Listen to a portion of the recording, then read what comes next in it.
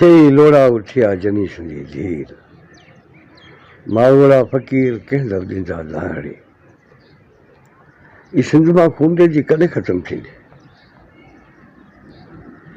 रोज़ ॿिए ॾींहुं टे ॾींहुं ॿुधूं पिया फलाणो मारिजी वियो हलियो, फलाणा माण्हू मारिजी विया हलिया।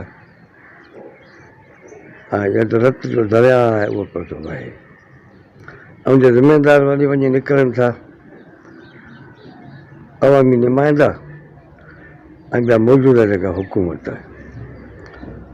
इहो तेसिताईं इहो सिलसिलो हलंदो रहंदो जेसिताईं इहो वॾेराशाही जो निज़ाम ख़तमु नथो थिए।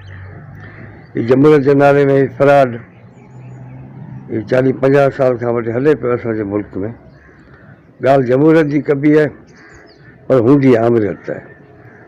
पोइ हुन में घणियूं ताक़तूं गॾिजी वेंदियूं आहिनि जिन खे माण्हुनि खे तबाह करिणो हूंदो आहे, जिन खे मुल्क जी मिल्कियत लुटणी हूंदी आहे।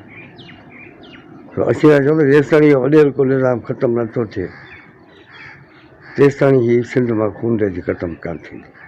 छो त इहो जेको निज़ाम आहे हिननि जो वॾेर को उहो जमूरियत जे नाले में हुजे या कहिड़े बि नाले में हुजे, उनजो हिकिड़ो ई मक़सदु आहे ग़रीब माण्हू खे ग़ुलाम बनाए रखो ऐं ग़रीब माण्हू खे चिपींदा रहो जो साह न खणी सघनि ऐं हिनखे ढगनि ढोलनि मां हिननि खे वाहियो। जंहिं महिल दिलि चवे हिननि खे जेको आहे सो मारणो हुजे त मारे बि छॾियो ऐं उन सां ई जेको आहे सो हीसियल रहंदा।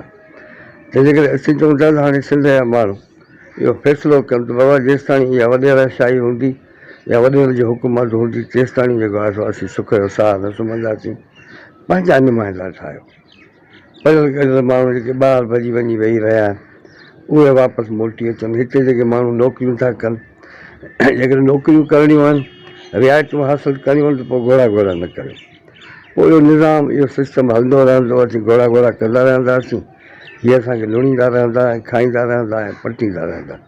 लेकिन तव्हीं चाहियो था त हीउ निज़ाम ख़तमु थिए त सभई माण्हू मिड़ी मुठ थियो ऐं वॾेरनि जे ख़िलाफ़ु वॾेराशाही जे ख़िलाफ़ु हिन कूड़ी जेका आहे फराड जमूरियत इन जे ख़िलाफ़ु सरापा एहतजाज थी पओ। जेसिताईं हिन जे ख़िलाफ़ु सरापा एहतजाज नथा थियो तेसिताईं हीअ माण्हू तव्हांजो इहे रत पीअंदा रहंदा, तव्हांजा बच्चा मारींदा रहंदा। उन लाइ ज़रूरी आहे त जेका तव्हां हिन निज़ाम जे ख़िलाफ़ु तव्हां बग़ावत कयो। लतीफ़ साईं अॻे ई चई वियो त हे जेके लोड़ाऊ जेके आहिनि इन्हनि हुकुमराननि खे त तव्हांजी मालिकी करणी हुई, तव्हांजो तहफ़ुज़ करिणो हो, पर उहे धाड़ेल थी विया। से लोड़ा उथिया जनी संदी धीर, से लोड़ा उथिया जनी संदी धीर मारवड़ा फ़कीर कंहिं दर ॾींदा दाहड़ी। को दर ई कोन बचियो आहे, सभु दर बंदि थी विया। अदालतूं बि हिननि जूं, हुकूमतूं बि हिननि जूं। उन कारण अवामी अदालत खां सवाइ ॿियो को बि तव्हां वटि हल कोन्हे। अवामी अदालत क़ाइमु करियो ऐं हिननि ज़ालिमनि जे ख़िलाफ़ु हिन वॾनि जे ख़िलाफ़ु जेको आहे सो उथी पओ त जेको आहे सो हिननि में जान छुटंदी। न त सदाईं असांजे ॻिची में वेड़ियल रहंदा नांग वांगुरु।